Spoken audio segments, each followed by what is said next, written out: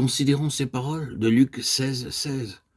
La loi et les prophètes ont subsisté jusqu'à Jean. Depuis lors, le royaume de Dieu est annoncé, et chacun use de violence pour y entrer. Et lisons celle de Matthieu 11, 12. Depuis le temps de Jean-Baptiste jusqu'à présent, le royaume des cieux est forcé. Ce sont les violents qui s'en emparent. Cela nécessite la violence. Ce sont des hommes de violence. Cela ne signifie pas simplement qu'il permet la violence, cela signifie réellement la nécessité de la violence, et ce sont des hommes de violence qui le saisissent par la force.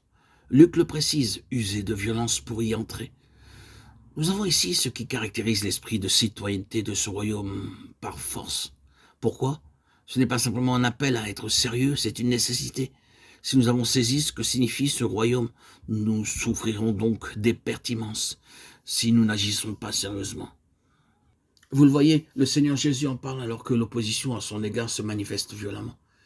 Il y a tout un vaste système, très organisé, formidablement antagoniste. Il leur a dit, à une certaine occasion, « Malheur à vous, scribes et pharisiens hypocrites, parce que vous fermez aux hommes le royaume des cieux. Vous n'y entrez pas vous-même, et vous n'y laissez pas entrer ceux qui veulent entrer. » Matthieu 23, 13. Tout s'y oppose depuis le diable jusqu'aux hommes. Entrer dans le royaume nécessite donc la violence. Si vous pouvez être entravé, vous serez entravé. Si vous vous laissez aller, vous concéderez aux forces antagonistes tout le terrain qu'elles désirent avoir pour vous mettre dehors. C'est pourquoi j'ai fait remarquer que ce n'est pas seulement une fois pour toutes que nous entrons dans ce royaume, mais que l'accès est une continuelle progression. Le royaume est tellement plus grand que la conversion.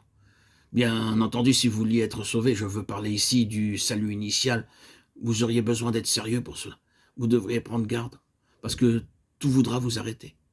Mais le royaume signifie une bien plus grande chose que d'y entrer simplement, beaucoup plus qu'être converti. Il y a une grande attention pour nos vies dans le dessein de Dieu, bien plus que ce que nous avons jamais imaginé. Si nous sommes entrés dans ce domaine, la violence doit nous caractériser. Nous devons avoir des intentions très définies et pouvoir dire « Seigneur, je demeure ferme à l'égard de tout ce que signifie Christ pour toi. Je suis ferme dans ce domaine et je ne vais pas laisser la suspicion, ni les critiques, ni qui que ce soit entraver ma marche dans cette voie et causer des préjudices. Je ne vais pas le permettre d'aucun système conçu par les hommes. Je vais en avant avec toi concernant tout ton dessein. Je vais user de violence contre tout ce qui entrave cette marche.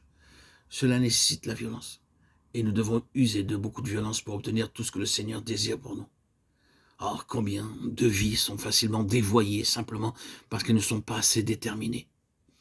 Nous demeurons dans des choses qui limitent, les choses qui peuvent être bonnes, qui peuvent avoir quelque chose de Dieu en elles, mais qui cependant sont des choses étriquées et ne conduisent pas vers tout le grand et vaste dessein de Dieu.